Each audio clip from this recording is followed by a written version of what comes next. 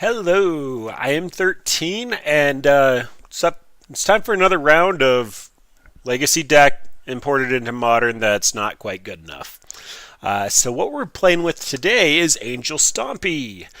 Angel Stompy is pretty much a variant of Soldier Stompy, which is eldrazi Stompy. Basically, what this deck is trying to do is get out Trinisphere and Chalice of the Void, and then have threats that are basically 3 mana or higher. And so your opponent can't pass / swords in Legacy. It's going to be hard for any of the spell-based combo decks to go off. Trinisphere feels really good in Modern right now because of the Phoenix deck, Dredge. It's just really hard for some of these decks to hit the critical number of lands to cast their 1-2 CMC cards for free.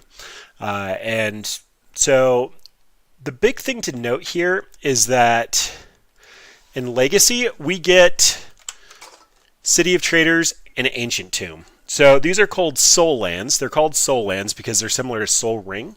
They give you 2 mana for the low price of a single card.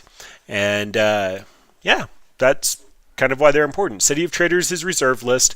Ancient Tomb is not. Both are Legacy legal but not Modern legal. And then the reason why people pick Angel Stompy in Legacy is because Moat is actually an allowed card there. Also reserve list, a lot of these cards can get expensive because they are reserve list. The strategy isn't really the strongest, but they do have their matchups where they really excel. And the only deck that kind of safely transitioned into Modern was Eldrazi Stompy, and it's because Eldrazi have their own Soul Land.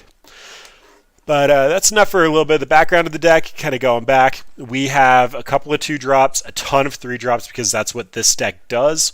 We have Chalice of the Void. I'm sure at some point I'm going to have a Trinisphere out and try to Chalice and not be able to figure out how to do the UI on Magic Online. But then we have some 3, 4, and even 5 mana Angels that come in at the top, and hopefully our threats are going to be better than our opponents. With Chalice on 1, potentially on 2, our opponent shouldn't be able to interact with us. Some of the Angels that we actually opted into tonight are Resplendent Angel. Because we typically want to try to Chalice on 1, we're not currently running Bolt. We are running Lightning Helix. Resplendent Angel is a 3/3, not the most relevant body, but it is one of the cheaper angels. It can block pretty effectively against a lot of things. It can also help develop our mana base when we get to the top deck war, which is what Trinisphere and Chalice decks love to do. We also have Archangel of Tithes. This card kind of went through some ups and downs in Standard. Basically, it's Ghostly Prison and also taxes for blocking. 3/5 body is insanely relevant. It requires Revolt to go off. And then Lyra is just Queen of Angels. She's going to do some work for us tonight. And that's going to be our deck. So again, going back, this deck in Modern is not nearly as good as it really needs to be. Trinisphere is going to do some work. I'm trying to get into my queue and fell in horribly. We'll try to talk. But this should be fun. So game plan is cheat out a Chalice on 1 as quick as possible. Pentad Prism to get a little bit of value. Then, yeah, basically drop some big angels and hopefully we can smash some face in. So let's go ahead and get queued up for a league. Angel Stompy. Lyra's going to give all of our angels lifelink, hopefully trigger Resplendent Angel. The angel for 6 mana will end up triggering us an extra angel, all the fun stuff. Yeah, and so our plan, drop an angel. So one thing to note here, our mana base is a little rough. So we can't run Blood Moon main board. This is also not free win red. We're trying to get Chalice out and then drop a mid-rangey threat and try to go for the win. Blood Moon's going to try to lock our opponent out, which is why we have things like Boil on the sideboard. Sorcerer Spyglass is going to make it so that we can Pithing Needle a threat, make it so that Planeswalkers are no longer an out. Hopefully also try to mana screw our opponent a little bit. We are running Anger of the Gods main board. The only thing of ours that it actually kills is going to be the Resplendent Angel. And I'm not sure how well that's going to play out. Just because it's the cheapest angel that is actually a threat, we have 3 copies of it. But seeing as how most of our threats are 3 to 5 mana, ended up running the Pentad Prisms. And we got our first match. Okay, so what does this do? This is a turn 2 angel or turn 4. Typically with this deck we need to see a Trinisphere or a Chalice of the Void or it's not going to be very good.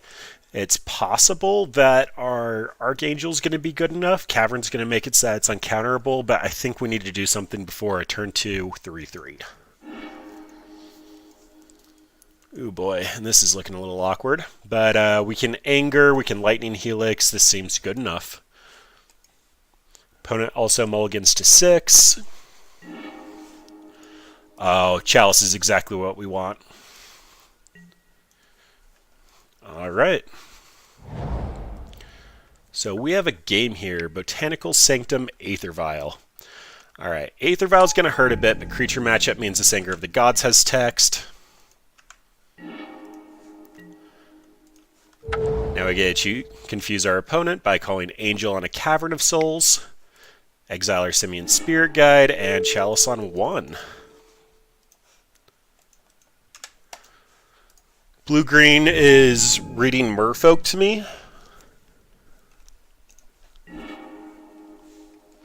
It could also be humans. I think humans ran Botanical for a little while.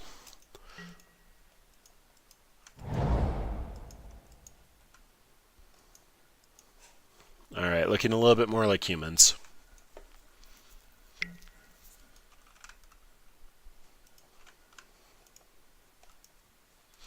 Expecting a Noble?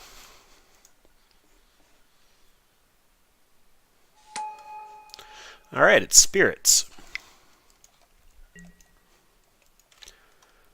And he's starting to go big.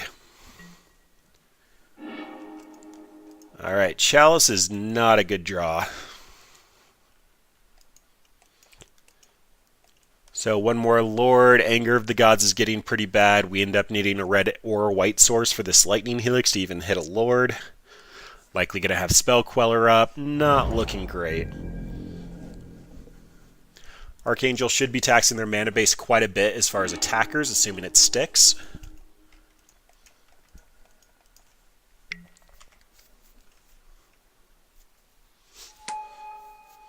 But it looks like they're going to be ticking up their vial here. Alright, so that should cut off 1-drops for a bit.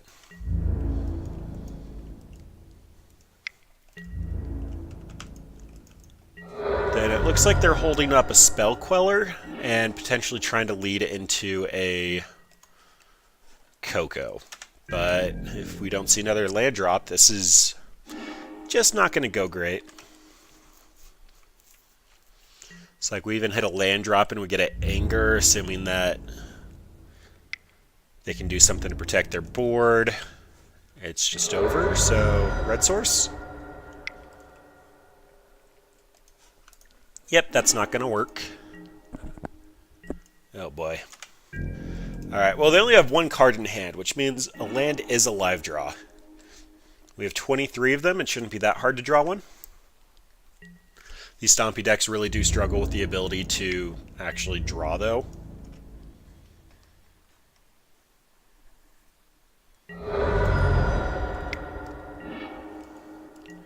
Oh, Pentad Prism, the worst land. Alright, so we're currently on the table for 3 damage. Let's see if we can Pentad for 1 and Anger next turn. Actually steal this game. It's not looking great, but Anger next turn should actually do something.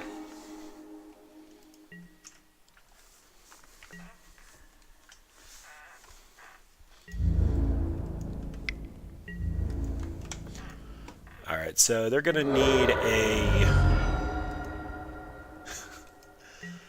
Spell Queller here. Either that or a Rattle Chains and another Supreme Phantom. Or they can just sack the Mausoleum Wanderer. Yeah, it's over. So we end up Anger of the Gods and they just sack the Mausoleum Wanderer, counter it, then we have nothing to go off of for next turn.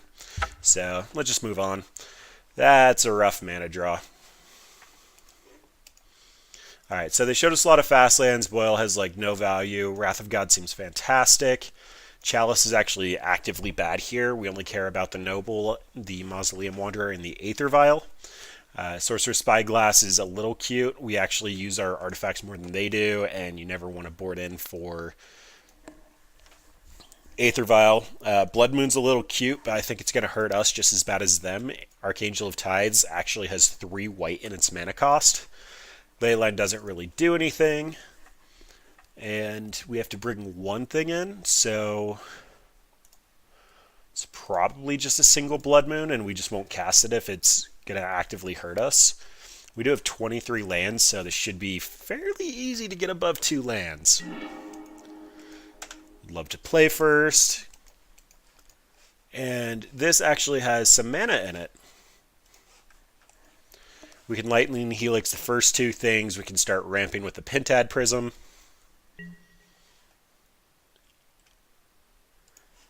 And let's see what opponent's got. Because we have so many things in our 4 mana column and 5 mana, we end up running the Clifftop Retreats because we do actually try to count to 4 here. And since opponent didn't show us anything here, I'm actually just going to get my ramp on. This Pentad Prism is still actually a Lightning Helix. But alternatively, it means that we get an Angel of Jubilation, and they won't be able to sack their Mausoleum Wanderers, they won't be able to sack their Selfless Spirits.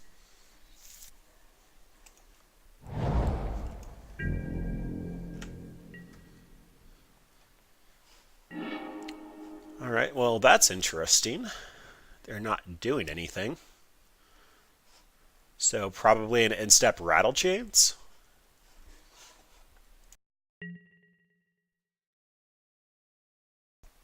Alright, so Clifftop Retreat's looking the most appealing, also telling our opponent that we have a lot of non-basics here.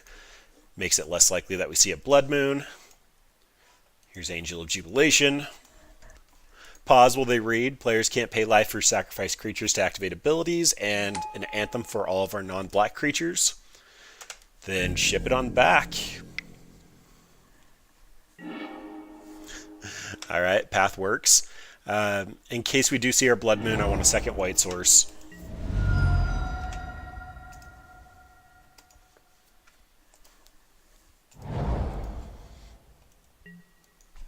I guess we did show them a Caverns with Angel and one. It should have made sense for them to pull on their path to Exiles.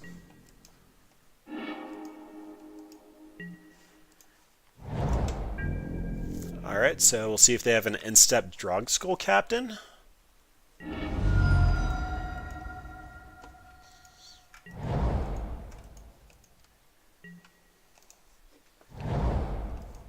So they're either flooding out really hard or trying to be really proactive until they figure out what we're doing. In the meantime, though, we've hit enough lands that our land drops don't actually mean anything. Flooding out a little hard here. Yep, there's the Coco. Then we're probably going to have to trade 2 cards here for 1.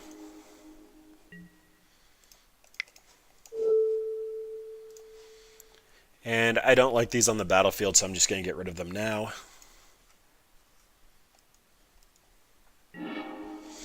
Opponent correctly sacrifices the Mausoleum Wanderer, then that way we don't gain life. There's no reason to pay for it. Then a Lord is better here, but if we do top deck something like a Wrath of God, I don't want them having a Mausoleum Wanderer that's just massive.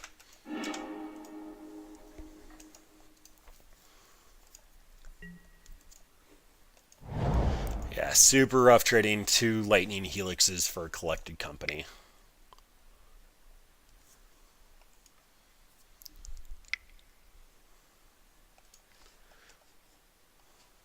Are they actually activating Moorland Haunt? Nope. There's Drogskull Captain.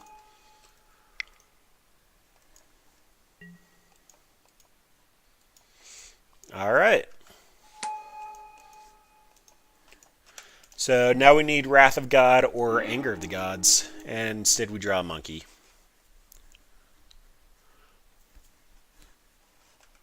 Okay, well monkey does us no good in hand, so just going to run him out.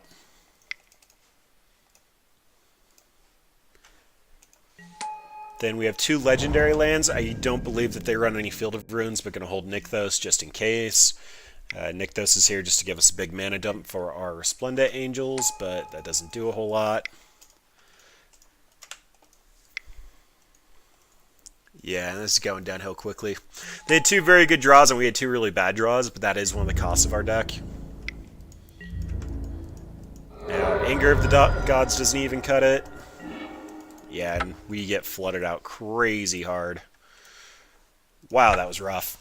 Alright, currently down a match.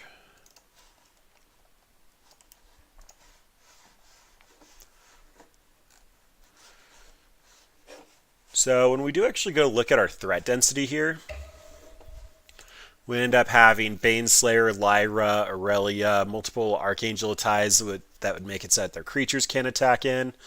Lenvala, Gazella, like we do have a lot of stacksy pieces that make it so that our opponents can't do things, but we actually need to see some of them, and that is one of the flaws with Stompy, is we have to get something like a Trinisphere out in order for us to actually be able to do something meaningful with our opponent. This hand is unkeepable. This Pentad Prism's only going to get 1 counter with this mana base. We can't cast our Anger of the Gods. Archangel probably just isn't good enough. This is a little bit better, but not by much. And a Lyra is a threat I'm happy to see. So this means turn 2 Pentad Prism, turn 3 Angel. Turn 3 Lyra is what this deck is trying to do.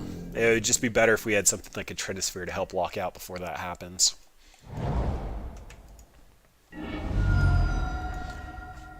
There is a reason not too many decks in Modern play tap Sacred Foundry on 1.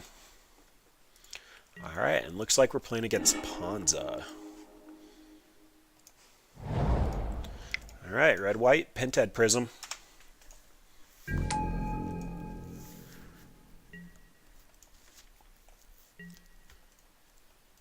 So even if opponent Stone Rains is here, we'll still be able to have a turn 3 Lyra.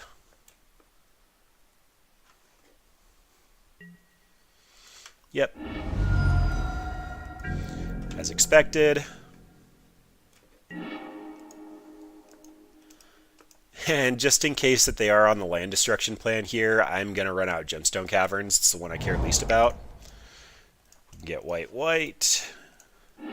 Turn 3 Lyra, 3 land destruction. Here you go, opponent. Do you have double bolt?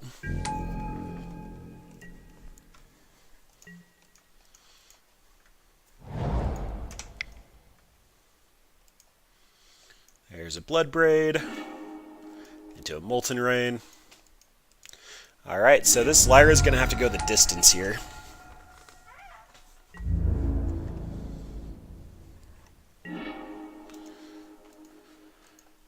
And Lightning Helix is currently uncastable. Currently ahead on clock, so Lyra's getting in.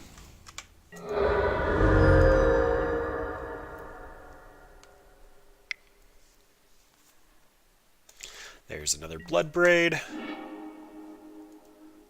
This one found a Nissa. Interesting. So opponent's going to be able to attack in for 4 from each of them. So that's going to be 8. We currently have them on a 3-turn clock. We're on a 3-turn clock, but we're also going to be gaining 5. I think we're still winning.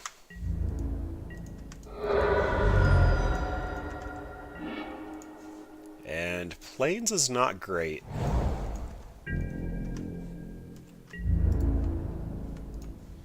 Attack the opponent. Really don't care about the Nissa.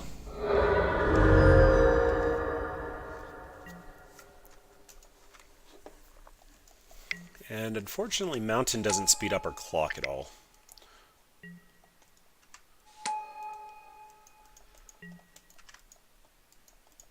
Alright, so if we get a Mountain, do we want to hit the Arbor Elf or Inferno Titan, or do we want to hit the Tireless Tracker?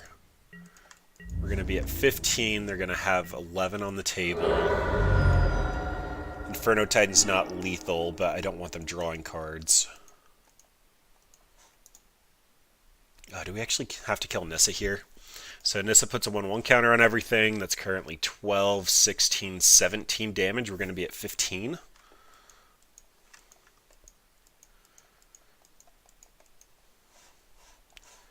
So not good. Alright, so first let's take Bolt off the table.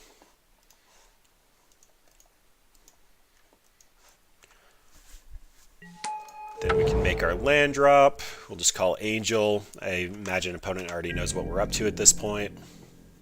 And then we need a red source. Yeah, can't attack in. So that means land drop is going to be card advantage for opponent, and it's looking kind of bad.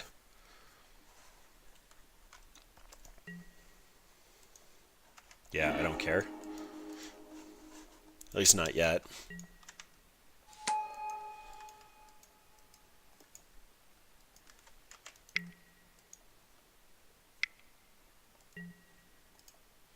Blood Moon's fine. In fact, Blood Moon would have actively helped us there. Blood Moon does actively help us here. Alright, so what does the clock look like now? If we kill Nissa, attack in, we're currently on the table for 11 coming back, 12 coming back, and we're at 15. Or we're at 18. Yeah, so we're good. Thank you for that, Blood Moon opponent.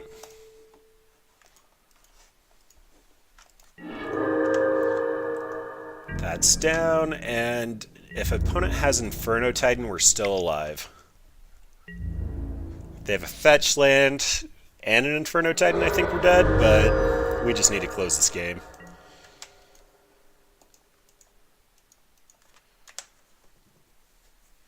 So 8, 9, 12. Yep. All right. Thank you for the Blood Moon. That actively helped us. Alright, what do we care about here? Sorcerer Spyglass can name Planeswalkers, Inferno Titan, although Inferno Titan Fire Breathing is probably the least of our problems. I think a quick Trinisphere is going to be our best bet. Resplendent Angel dying to Bolt seems horrible. Ghostly Prison seems pretty decent, especially if they're on the Go Wide Nissa plan. But I think these aren't in for sure.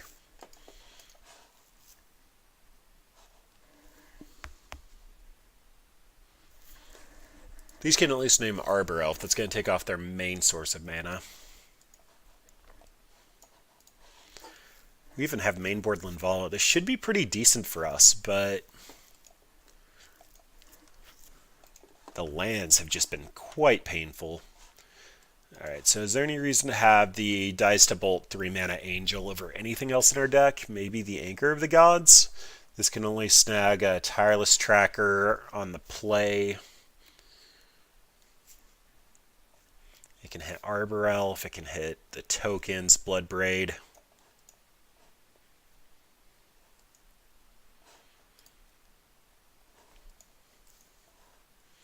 I think that this is about where we want to be.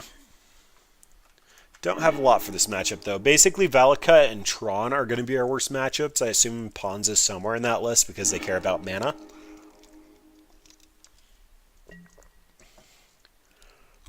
And this is a turn 2 Ghostly Prison.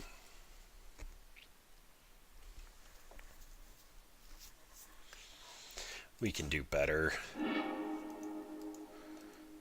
Alright, this at least has a Trinisphere and a way to kill a Mana Dork. A fast way to kill a Mana Dork. Never mind, these are tap lands. The pain. Alright, Clifftop Retreat. Starts with you. Of note, we do have 3 mana, so Trinisphere on 2 is actually going to actively help us here.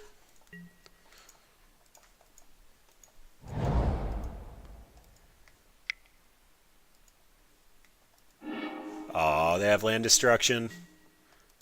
Not cool, opponent.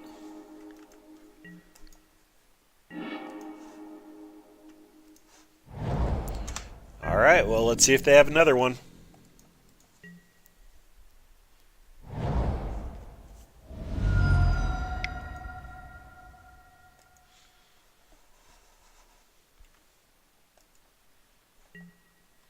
Okay, that's not nearly that bad. So this means Trinisphere.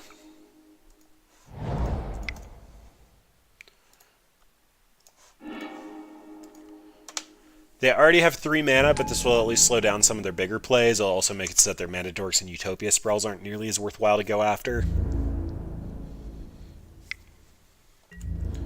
Next turn is a very delicious lightning helix pointed at that tireless tracker.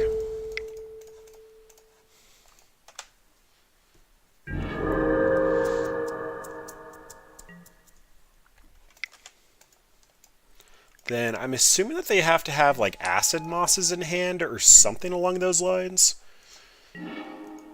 Because there's no reason that they should be squatting on this mana this rough.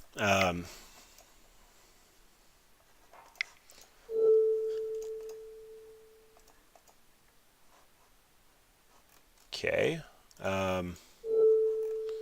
Done. We want one. And then we're going to pay one more. And there's Chalice. So Trinisphere ends up working with X's in a very unique way. It also works with Baral and other mana reducers in kind of a unique way. Basically, at the very end of all the mana reduction and mana increase costs and all that, they basically check to see if they paid at least 3, and then Trinisphere always wins at the end. And Archangel of Tides is interesting. It'll at least survive through... Oh, I can't even cast it. I need another white. Alright, that is awkward. That is super awkward. Alright, Ghostly Prison comes down. Still need more white. This Chandra is going to be very close to going active. Going to need a Sorcerer's Spyglass or Plains. Trinisphere also shuts down Bloodbraid Elf. Yeah, opponent knows that the 3/2 haste that can't attack in through Ghostly Prison just isn't worth it. And they have the Inferno Titan. Alright, so now even Archangel of Tides will eat the minus from Chandra and hit the attack from Inferno Titan. Oh boy. So my out here is basically...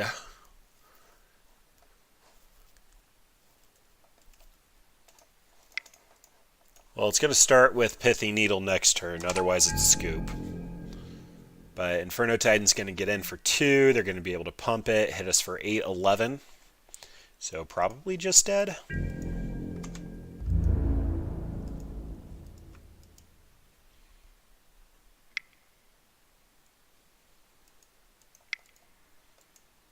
Actually, yeah, if they buff this and shoot us with Chandra, we're just dead. So 3... If they start paying for fire breathing, we can scoop. Yep, there we go.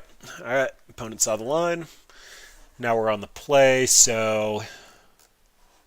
Yeah, I don't think anything changes.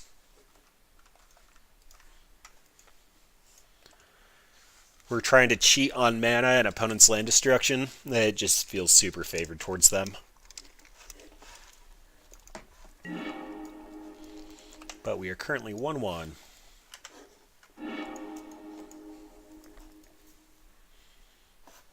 Alright, well this doesn't actually have mana in it. This does, but it's pretty awkward.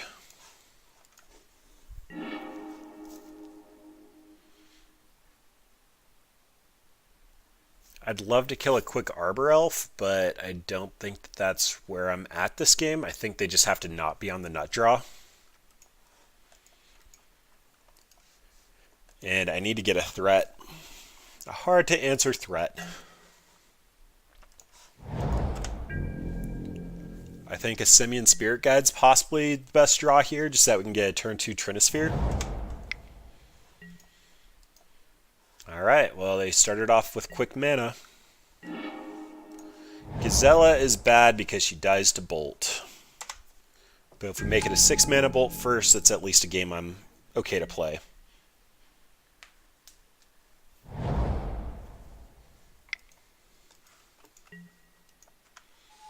Interesting, Rabble Master.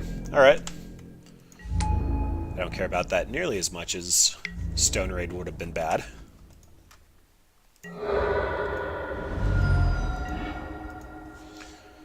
In fact, I'm not sure I care at all. So this is going to be a white and a red. Lightning Helix Rabble Master. 3 mana Trinisphere. And we will see if you have land destruction.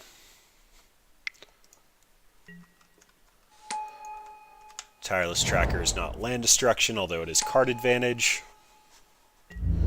Opponent also has access to Ancient Grudge, which kind of wrecks our deck handedly.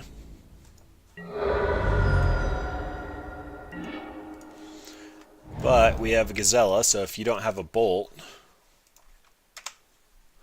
we're kind of okay. Gazella is Baneslayer Light, flying first strike lifelink, and then we don't run the other half because the other half costs 7 mana, but it could be quite good. You end up flipping into the giant Nightmare of Horrors, which I've made twice in competitive play, both in Standard, but... Alright, well, now we have mana covered.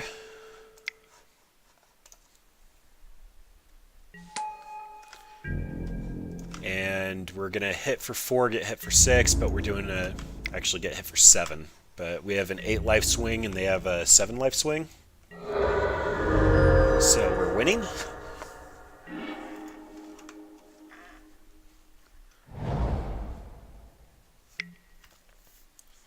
Getting out this Pentad Prism is actually kind of important in case they try to Blood Moon us.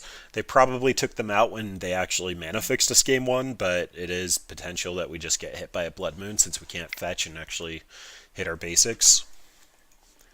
And I didn't think about that. They're going to be able to make their guys massive. Alright, so I'm going to need a bigger threat than Gazella.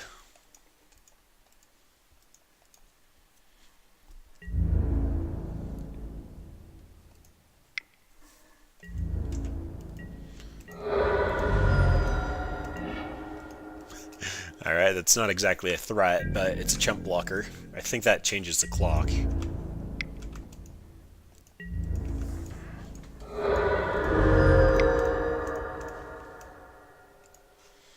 Haha!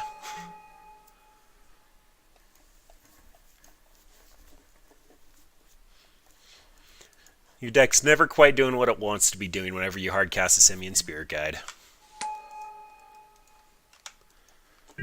Alright, so I potentially have an Inferno Titan in my future because they actually ran out the Arbor Elf. Yeah, I'm taking it for this turn. The Arbor Elf is currently representing 6. Oh, Lindvala, you are just in time.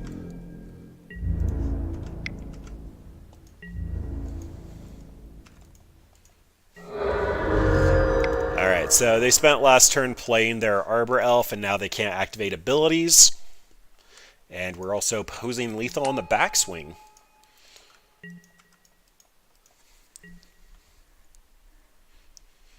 So chump block a Tireless Tracker, kill him in the air. You have 2 Simian Spirit Guides? Wow. Just wow.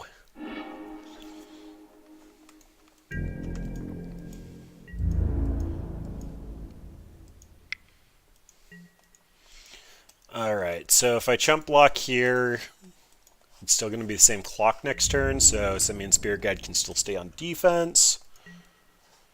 Actually, I was supposed to block because Inferno Titan can shoot it. Oh well, doesn't matter.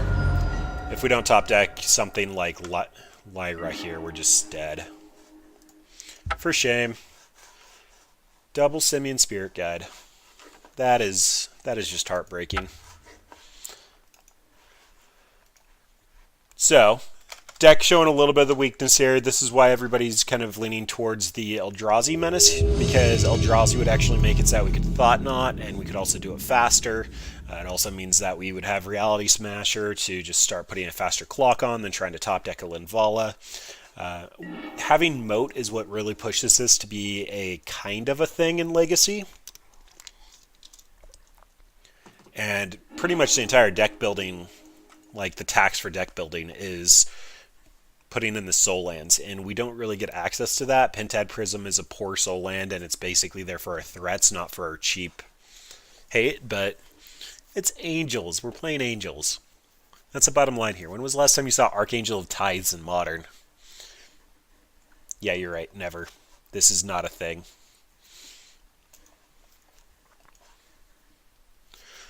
Alright, well, this is a turn 1 Chalice on the draw, which is not the worst.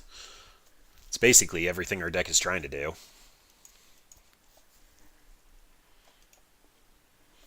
We also have Ghostly Prison for creature matchups. We have an Archangel that kind of does things. Valakut is absolutely horrible for us. We don't interact with them at all. They just try to count to their lands and then win. This hand's not great against control, but...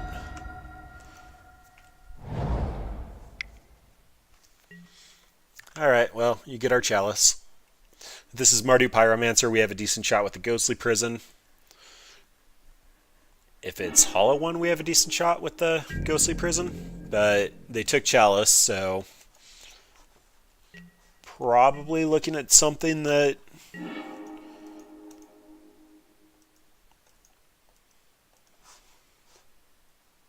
Huh. Alright, so I'm expecting another discard next turn for the Ghostly Prison. Using the Simian Spirit Guide as a battery means that next turn we're not going to net any additional mana off the Pentad Prism. I think I'm going to shock in the Sacred Foundry. Just because I can Simian Spirit Guide and Lightning Helix. If that's their play, they know we have it, so it's also going to make them lean off of a creature. Like potentially Young Pyromancer. Oh, it's Jund. Alright, that works.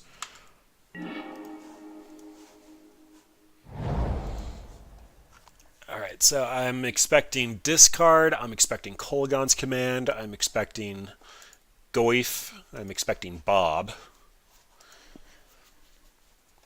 Jund can pay for Ghostly Prison pretty well, so that means Pentad Prism comes out, and then I can potentially Lightning Helix if they do just have a regular drop. Of note, cannot kill Termagoyf at the moment. It's a 3-4, and by the time that Lightning Helix resolves, it'll be a 4-5. There's a Lily. Yep. Okay, so if I ramp out Archangel next turn, then that means Lily's going to make it sack, so I'm going to have to Lightning Helix. I think Ghostly Prison just goes away. It's just not high enough value here.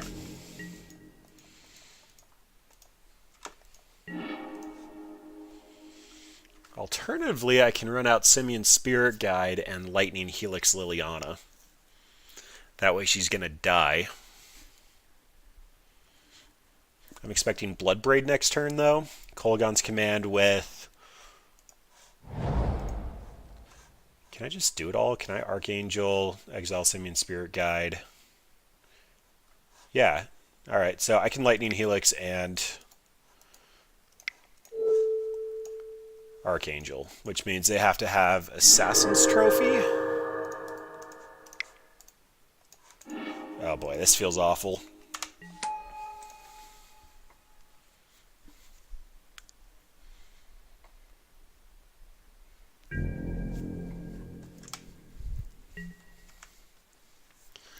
Then I've spent all of our fast mana, so something like a Lyra is just going to get discarded to Liliana at this point.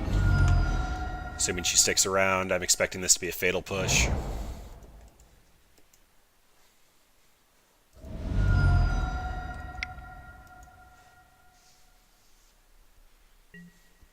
Yeah, I needed my Chalice this game. Jund doing Jund things. There's a Scooz.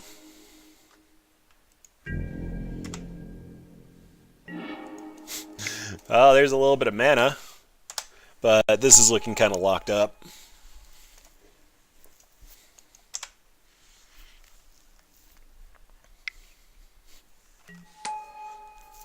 There's another Scooz. On the plus side, opponent's out of action, though. If we see an Anger of the Gods here, we can still clear the board. Although Active Lily is an Active Lily.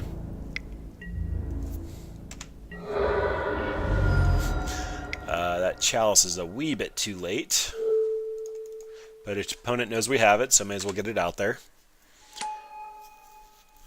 One of these Scoozes can grow to be outside of the range of our Anger of the Gods.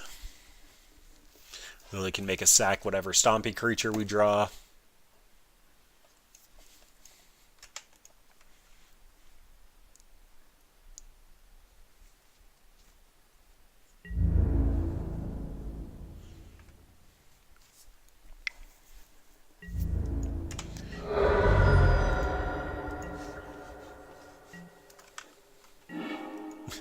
Yeah, I'm done with this one.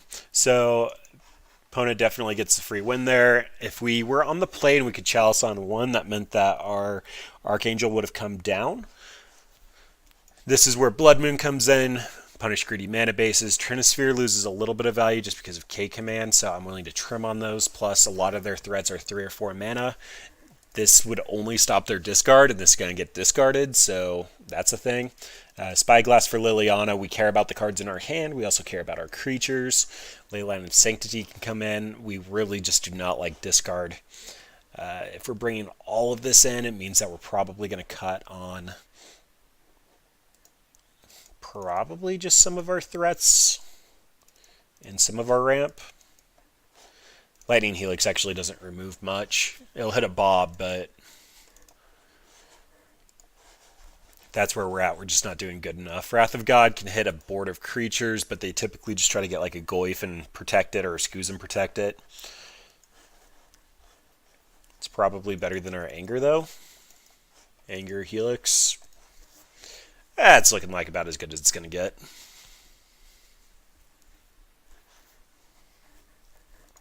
Basically, just punish the greedy mana base, try to dodge the discard and the pushes, and don't get discarded. Just don't get discarded.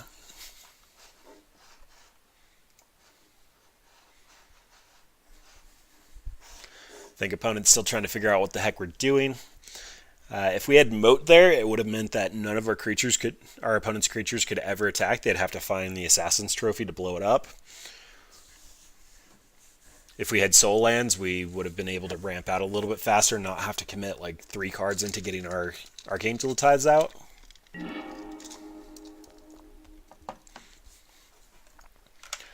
I assumed we wouldn't be able to steal a ton of games, but I thought we might get a couple. Oh boy. Not great. You never want to mulligan against the discard deck. And we are doing quite poorly with that. Alright, take our Chalice, see our lands, and we'll probably just move along.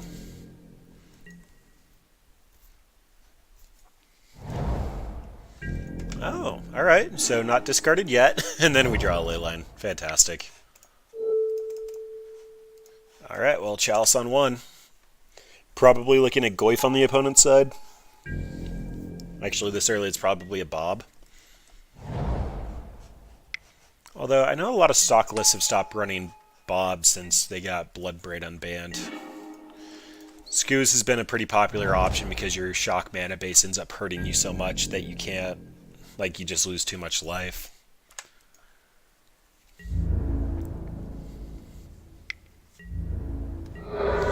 And we have seen 0 basic planes so far, so if we do top deck Blood Moon, it'd do fantastic here, but it's not going to do anything because we won't be able to cast under it.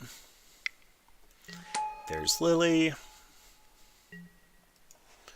We'll get rid of our Pain Land since we're probably casting our Leyline next turn.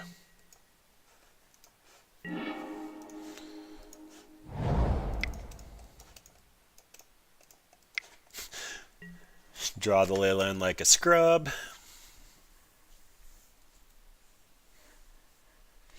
Well, we can't get ulted until they find an Assassin's Trophy. Goodbye, Simian Spirit Guide.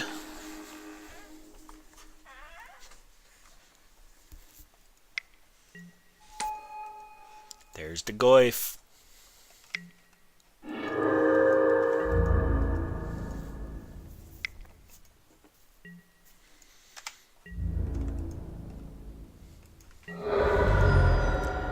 Alright, take our beats. Currently on a 3-turn clock. Honestly, not horrible. Means all of our 5-drops are live.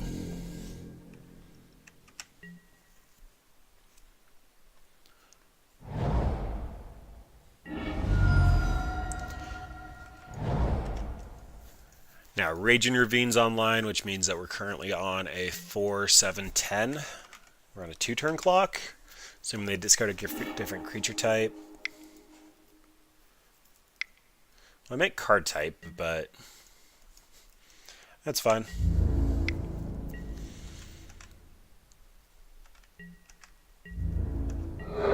Alright, well, I don't think we have anything. Definitely not that. Alright, and Painful Stompy. I think that's the new name. Might have gotten a little light on threats there. Not being able to cast them very fast is definitely an issue, though. Also, super awkward draw. Like, we had no lands in our 6, we had nothing playable in our 7, and then we went down to a single card and a couple of lands. But Jund did Jund things. Made us discard our Chalice in game 1, and then ended up getting a good threat while we didn't have anything going on. Dirtled a bit, and they just stole it.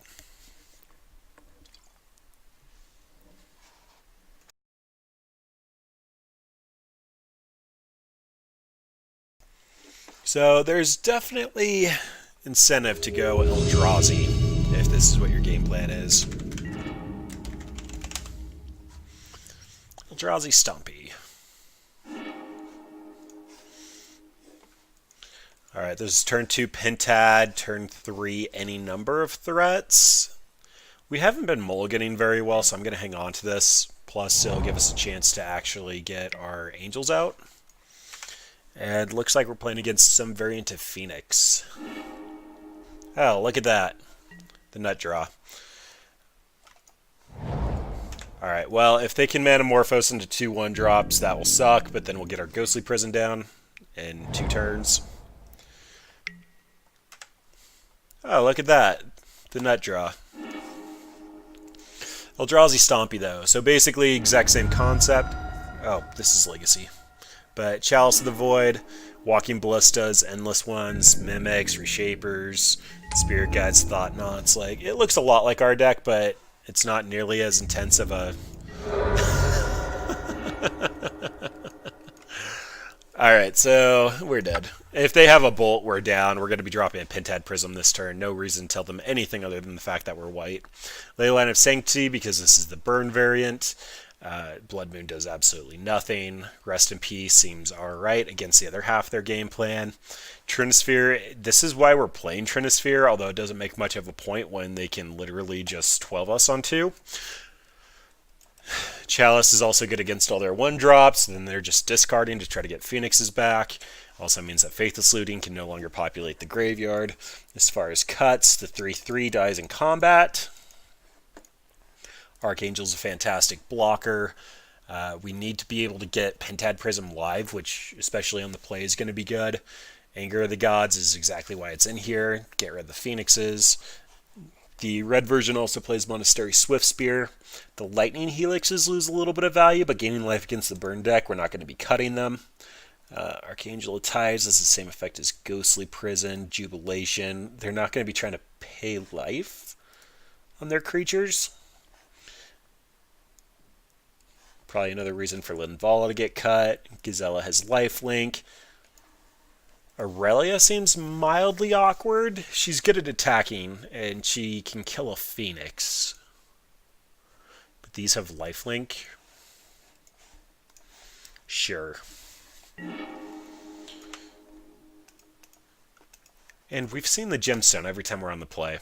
Alright, this is Clifftop into Chalice on 1 into Trinisphere. Exactly all of our hate pieces. We're going to have a slow start, but opponent's not going to be able to nut off.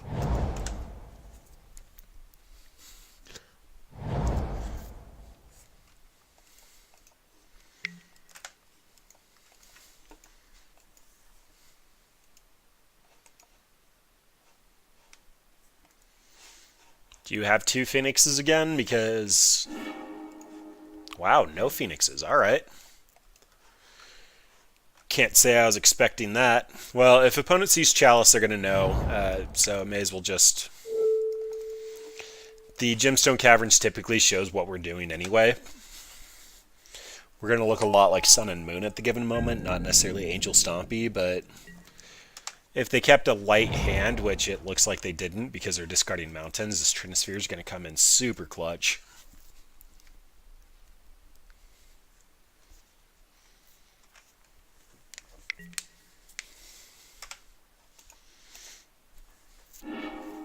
Knowing how this goes, they're going to Faithless Looting, discarding 2 Phoenixes.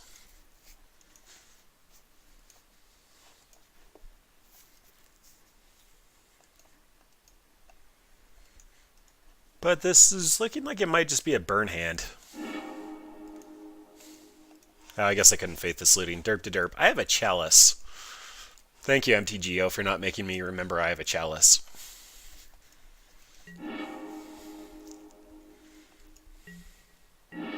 That was really effective.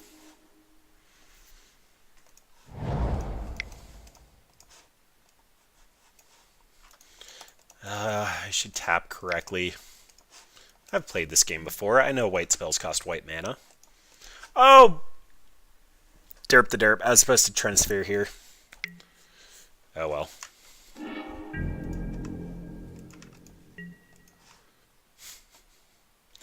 Alright. Well, opponent's not doing anything I actually care about here, so that means that Trinisphere does get to come out now. And this should be a concession. They're stuck on 2 lands. This is going to cost 3 mana to interact with. All their 1 mana spells are going to be countered, which is basically everything except for Manamorphose and Phoenix. Phoenix is going to have to pay 2 to attack. This is going to be a monkey game. Monkey's going to go the distance.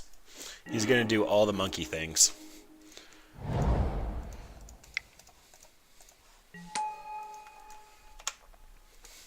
Which unfortunately turns off our Helix, but whatever. Slowest clock ever.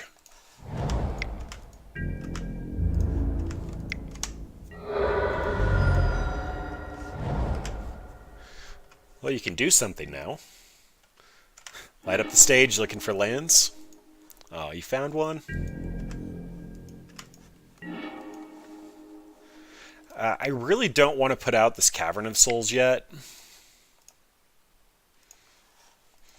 The Cavern of Souls will actually make me call Angel. Or I guess I could call something ridiculous. Oh my gosh, I'm going to call Squirrels. Alright, next turn. Cavern of Souls and Squirrels. That's the game plan. That's what this game is.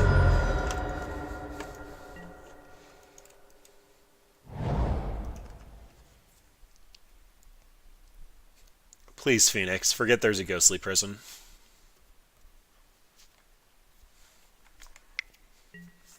Let's see if they try to attack.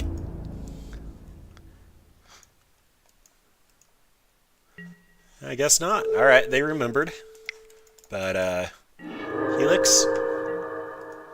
Oh, alright. Land? Squirrels? Yes. For the win. I don't care who you are, that is amazing. I have a Cavern of Souls on Squirrel. And we're probably going to win this game.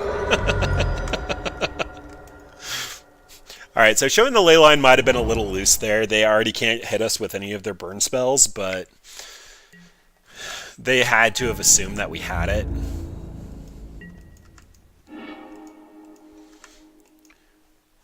And I'm aware that they can eventually get these Phoenixes back, but right now they're on chump block duty with the Arclight Phoenix, so may as well make them block my monkey beats for the win.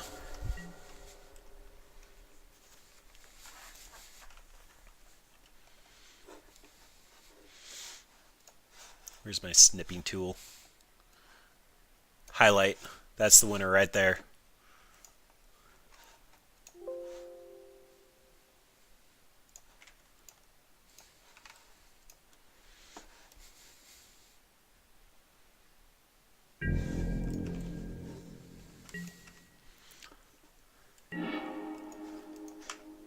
Alright, so I can legend rule myself with the land.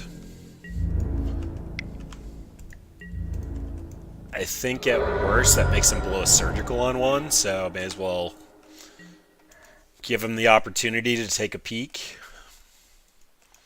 I mean, they probably would take the Lightning Helix before anything else, but they haven't seen our fast mana yet, so I'm not going to reveal it.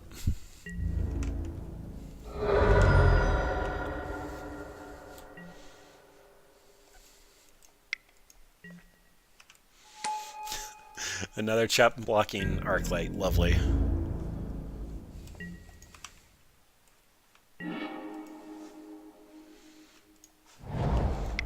Alright, well, I'm not going to offer this trade yet. Basically, if I see a burn spell, the Simian Spirit Guide is actually a clock.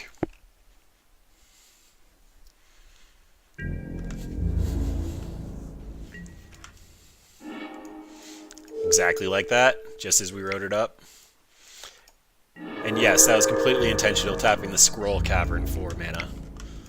That's just where we're at today.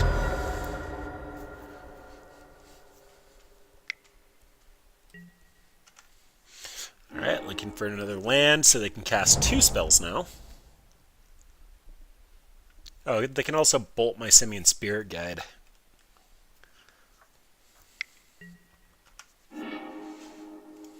Huh. Okay. Not bolting the Simian Spirit Guide means you're dead to another Lightning Helix, or not being able to kill. I mean, they get to cast that next turn, so... Seems like a weird decision.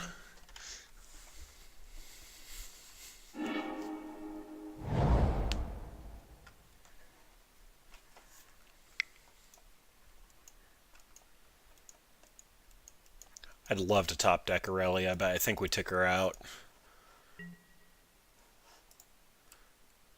Yeah, I'd have Trample.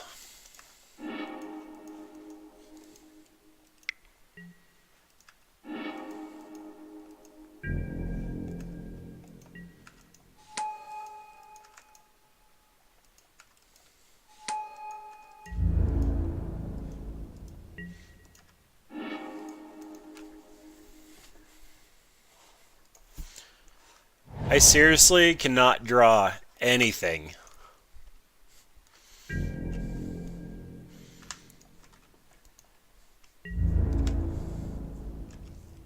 So we've seen 5, 8, 9, 10, 11, 12 lands out of 23 in our top 20.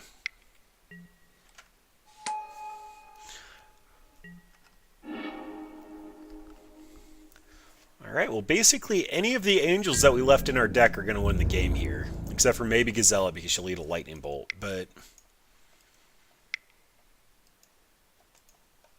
This is absolutely ridiculous. There we go.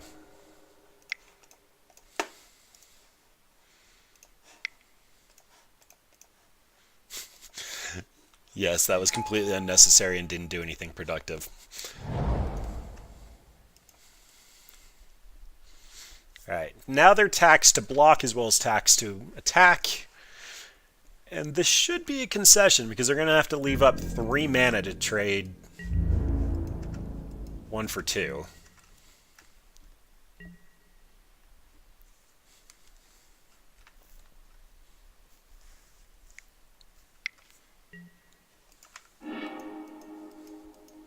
Going for their prowess triggers.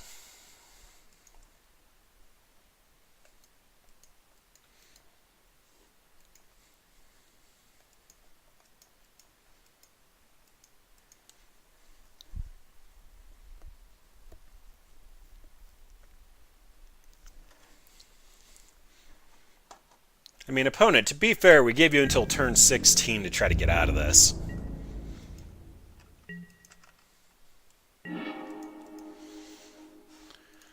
And all the Pentad Prisms. Alright, so if I attack in with this, then they have to pay 1 for each of those creatures. So they can block with all of them. So unfortunate. I just need one more thing. Deck anything but mana? I mean, the Simian Spirit Guide's technically a mana. The Pentad Prisms are technically mana.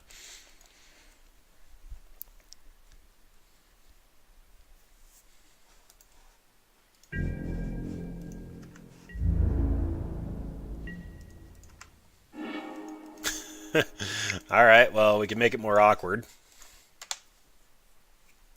Do you want to pay 5 for each creature you want to attack with?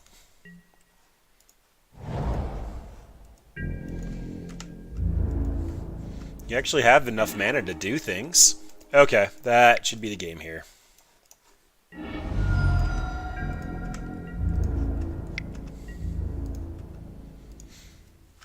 There we go. Alright, that took way too long. I don't think we saw anything we care about here. We just need to lock them out again. Unfortunately, we're on the draw, and we saw that we can go down to 9 with 1 land in play. Seems pretty apt.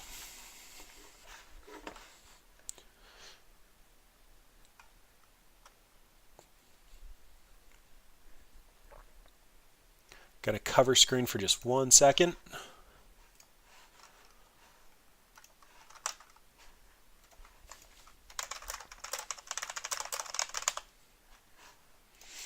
Alright, so no changes on our side. Opponent probably has... I don't even know what they could have. They're in mono red, so they shouldn't be able to interact with enchantments. They probably have Smash the Smithereens. And we have no lands. Seriously, deck? I can try to scry to the top on Chalice, but then they'll have Smash. Jeez. Alright, well, Gemstone Caverns is probably going to exile Trinisphere. That actually seems fine. Then we'll have Lightning Helix up into Anger of the Gods. Lightning Helix actually can't be cast off of Cavern. So no, we have to put that on bottom. And I think that means we're going to get rid of Helix. It can't kill Bedlam Reveler. Could kill that, but a little late.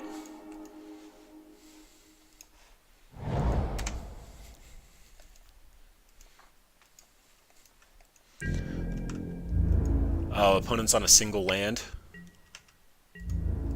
Please, Trinisphere. You're my only hope. Lame. Alright, so they probably have the land, but they're waiting for the light up the stage before they started using them. Wow, they have another one. Alright, well, that means they'll be able to play a land and cast Soulscar if that's what their turn is. Oh, Sacred Foundry is amazing. Cool. This time I actually do get to call Angel. Unlike last time, which was Squirrel. And Trinisphere. You get your land drop and a Soulscar Mage. I get an Anger of the Gods. Seems fair. We are currently 1-1 with Angel Stompy versus Mono Red Phoenix.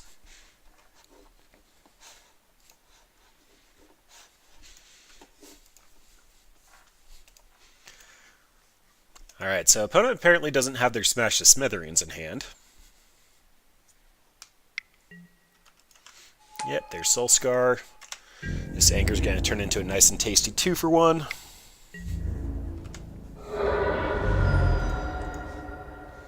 Unfortunately, it means I have to shock myself, but that seems like where we're at tonight. Doesn't matter, but it's better for him to tap the colorless mana, even if I have nothing I want to do with it.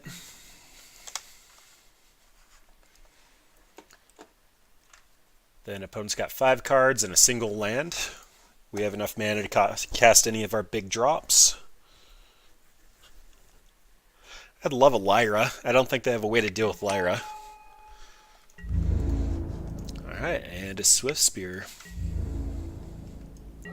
Threat? I mean, we did do some damage with Monkey Beats, so sure.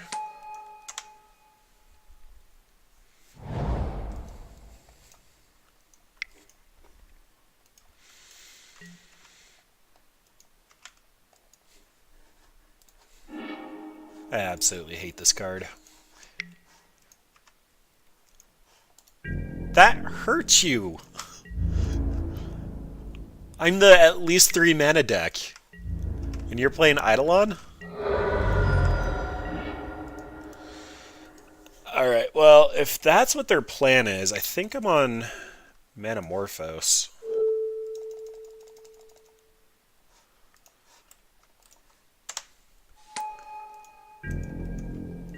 That just makes sure that they can't cast Smash the Smithereens, which I'm expecting as they're out. It could also be Ancient Grudge, which also gets countered by 2. It could be Shattering Spree, and that would be bad.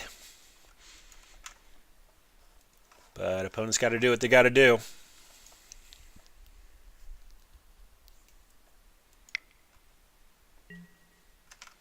Oh boy. Alright, Wrath of God would be nice. Did I actually board that in? I did not. Probably should have, but whatever.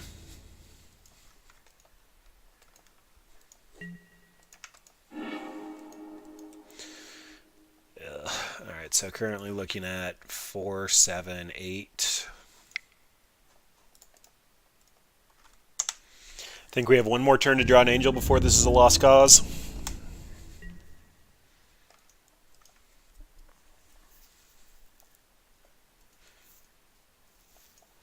This also does stop our rip and our lightning helix, as well as our Pentad prism. Yeah, this actually might have hurt us, but this is exactly why I did it. So they're going to take 2, get prowess triggers. They don't have enough mana for anything else. Oops, meant to block there. Clicked too fast, but that's fine. Alright, not attacking in. Archangel's going to make it so that they have to pay to attack into my angel.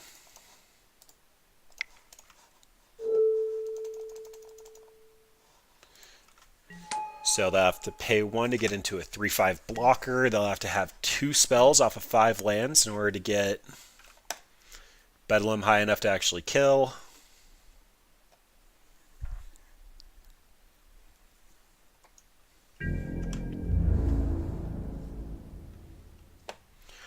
Probably going to be a standstill until we draw another threat. Our angels should be bigger than their horror, though. Interesting.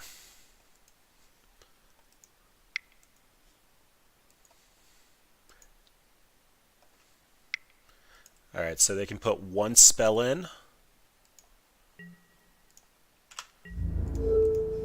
Which means they'll be able to kill the angel here if they have a lightning bolt. Which doesn't seem improbable.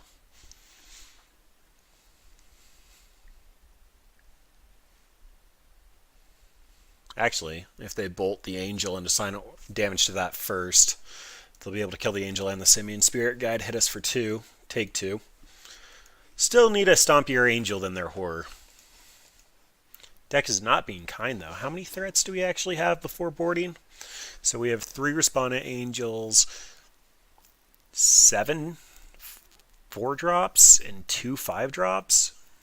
So we have 12 threats. Deck has not been kind. Alright, so the way they're ordering damage, they're going to end up bolting the Archangel, assign 2 damage to it, and then carry over 2 to the Simian Spirit Guide. Yep, we'll take 2 from the Swift Spear. They'll take 2 for casting the Bolt. Bedlam Reveler down.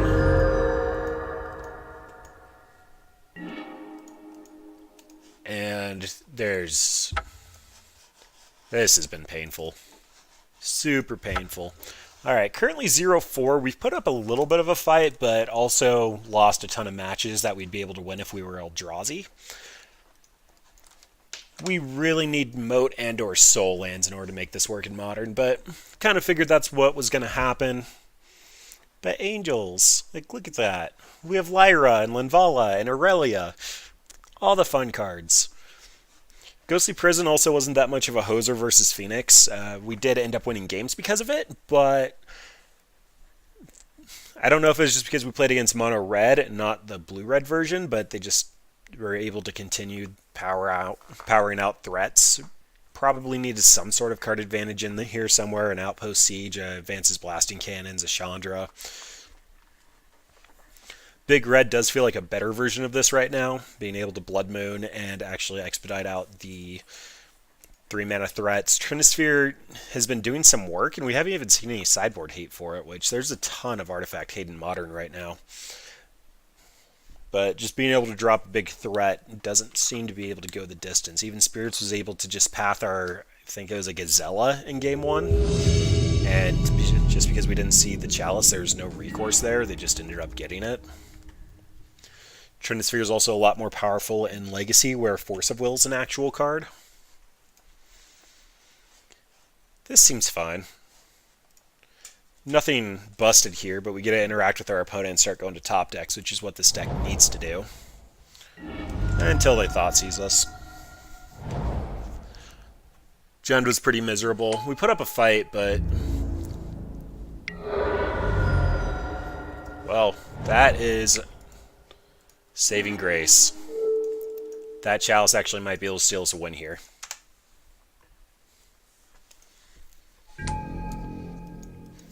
Lightning Helix can keep us in it. If they Eidolon, that means we can Anger, although no more fast mana.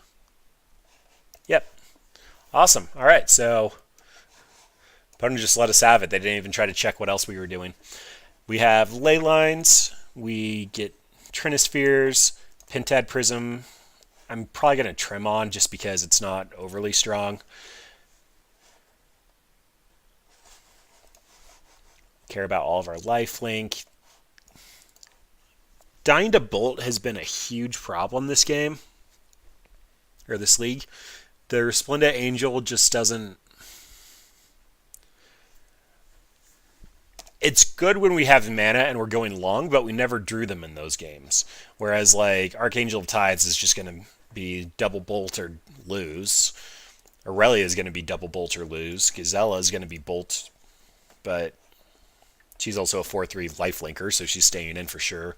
I might just trim one of these and then possibly an Archangel of Tides. Like, I want to see this do some work. It feels like it's good enough, but being in 3 Bolt matchups tonight just made this feel so miserable in our list, especially when we're trying to ramp it out really fast and it just eats a Bolt on our turn. Alright, so this is a Trinisphere, a couple of 4-drops. Just doesn't feel good enough. Plus we have a Leyline we can mull to, or Chalice. This is a turn 3 Baneslayer. Oh boy. Wow. Alright. All the issues. Well, we're going to start off with... Yeah. So apparently we have the same consistency as Big Red.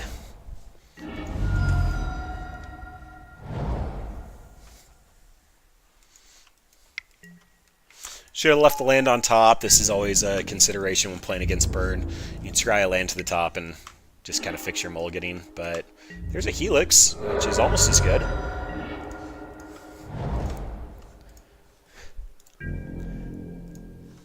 So bad. So bad.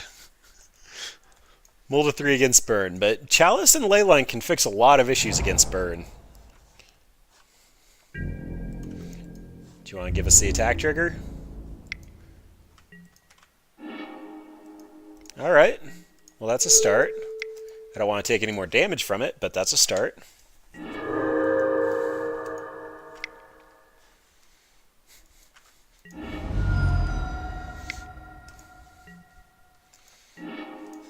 And opponent's trying to count to 20. You're currently up a game versus Burn. And then mull to Oblivion. But oddly enough, not in a horrible position. And that's also not a horrible card. The fact that they're squatting on this means that they either have Boros Charm, Smash Smithereens. I guess Helix is also a possibility. I'm expecting Artifact Hate, though, in their hand. Otherwise, they'd be firing it off a lot faster.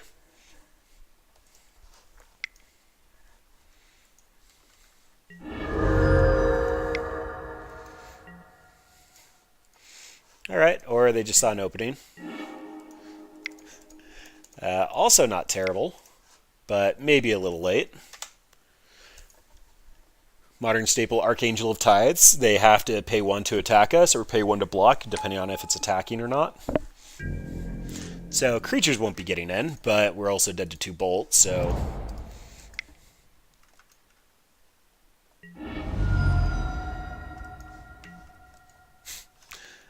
Alright.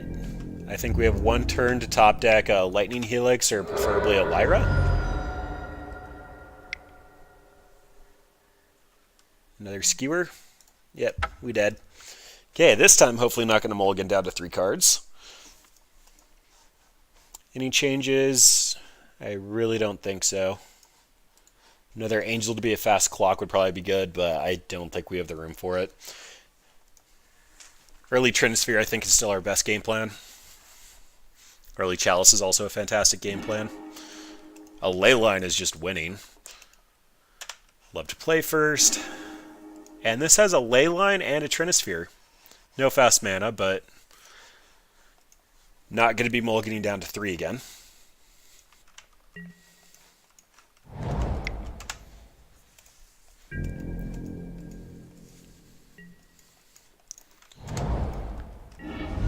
This is exactly the matchup that we want to be playing, though.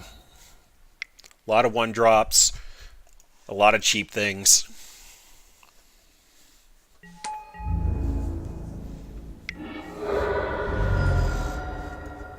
Gemstone Caverns is an interesting one.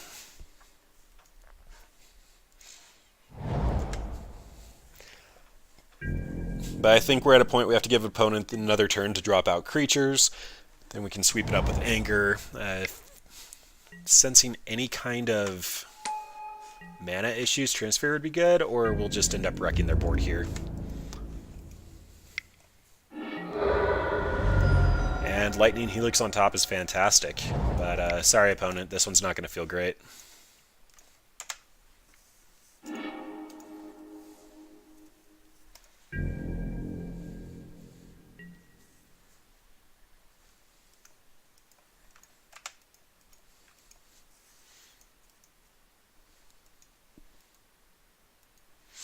Not sure what to make of this one. Opponent said insect in chat. Oh, he ended up conceding. Yeah, he messaged me insect and then gave up. All right, so currently 1-4. Yeah. Chat box. This one. Looks like it might have been a typo, but who really cares? So we were playing Angel Stompy, and that was our first win. 1-4, Angel Stompy. About what I expected. Unfortunately, if you want to be playing this, you need to try to dodge a lot of the color issues that we had. We had to mulligan a number of hands because it had Nykthos and Gemstone Caverns on the play that were just colorless and dead in hand. They also don't help when you're trying to cast 3 mana Archangel Ties. Like, clearly this is not an ideal build. Even in the Legacy list, we end up looking at things like Moat, which is 2 colorless mana, so that you can actually fully utilize all of your soul lands correctly. This should be loading here in a second. So Aven Mind Sensor, Gazella, Resto Angel, Windborn Muse, Exalted Angel. Windborn Muse is basically the... I actually think this might be modern legal, but it's Ghostly Prison on a stick. You can use Restoration Angel to protect it. You get Exalted Angel, but that's just because you can morph it for colorless. This utilizes a lot of your colorless in another way, and you also get more mana accelerants that are color bound, like Chromox, where we're kind of split half and half into these Boros colors. So you end up needing red for Anger of the Gods. Like, we could probably get away with Wrath of God, but Anger's much better in the modern meta, where there's a lot of recursive threats. Like, coming back to this, they're running Armageddon for Destroy All Lands, Ravages of War, Destroy All Lands. The way that this deck ends up working a lot of the time is you end up dropping like a turn 1 Plains, you end up dealing with whatever your opponent's got out, then you quickly slam a Moat and a threat, and then you destroy all lands, you just take the game from there. Karakas can also help protect some of your threats like Gazella. And that's something we don't really get in Modern, but they run the Soul Lands because they actually do what this deck wants to do, which is a turn 1 Chalice. In the games where we had it, it was really strong. In the games where we didn't, we kind of fumbled and died a bit. Banishing Light probably also should have been in consideration for this deck. In terms of removal, I ended up going with Lightning Helix just because, again, we ended up playing against Mono Red, Phoenix, and Burn, both very highly represented in the Modern meta. We need to gain some number of life. And Lightning Helix will answer most of the threats where it won't in Legacy, where you're dealing with reanimated Grizzlebrands and potentially like Empty the Warrens and just other threats. The threat density is different, which is why I made that decision. Probably wasn't the best. I think we did get punished for it a couple of times. But Banishing Light also wouldn't have gone the distance. It would have made us grab 1 Phoenix for 3 mana, and we ended up getting hit with 3 Phoenixes on opponent's turn 2. Angel Stompy, though. Again, I know I covered this with Sun and Moon, Chalice of the Void, Leyline, Ensnaring Bridge, and in this kind of pseudo-ghostly prison because our creatures need to attack in this build. They're not cards that are going away. I don't feel like they're overly strong in the current meta just because Phoenix and Dredge are just so Phoenix is toxic, and Dredge is just quite powerful and flexible. But these do things. You again get access to all the white sideboard hate. You end up getting Blood Moon, Boil, fun cards. Lyra's like the powerhouse in this deck.